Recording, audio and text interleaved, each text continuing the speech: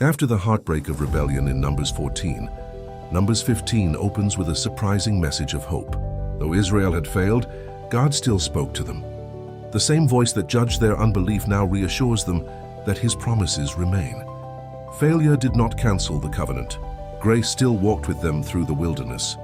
Offerings for when you enter the land. The Lord spoke to Moses, "When you enter the land, I am giving you to live in." This is astonishing. The people had just been told they would wander for 40 years, yet God still spoke of the future. He was saying, "You will not perish as a people.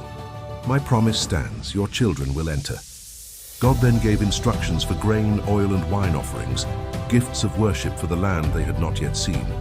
Faith is not only looking back at what God has done, but preparing now for what He will yet do. Each sacrifice, whether a lamb, ram, or bull, was to be accompanied by flour, oil, and wine, symbolizing abundance and joy in worship. These were not survival offerings, they were celebration offerings, a preview of the inheritance to come. And God declared that the foreigner who lived among them would share in these same laws and blessings. The covenant community was open. One law, one people, one grace. It was the first of the dough. The Lord also commanded that when Israel ate from the grain of the land, they were to offer the first portion of their dough to Him. This simple act declared, "All provision comes from you." Even in small things, God wanted His people to live with hearts of gratitude.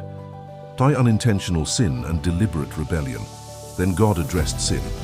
He made a distinction between unintentional sin, failure done in ignorance or weakness, and defiant rebellion, sin done with a raised hand and hardened heart. For the first, there was forgiveness through sacrifice.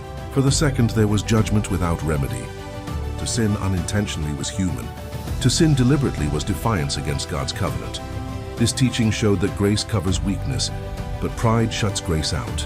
Join the Sabbath-breaker. In the middle of this chapter comes a sobering event. A man was found gathering wood on the Sabbath, openly breaking God's command. He was brought before Moses, and God declared that the man must die.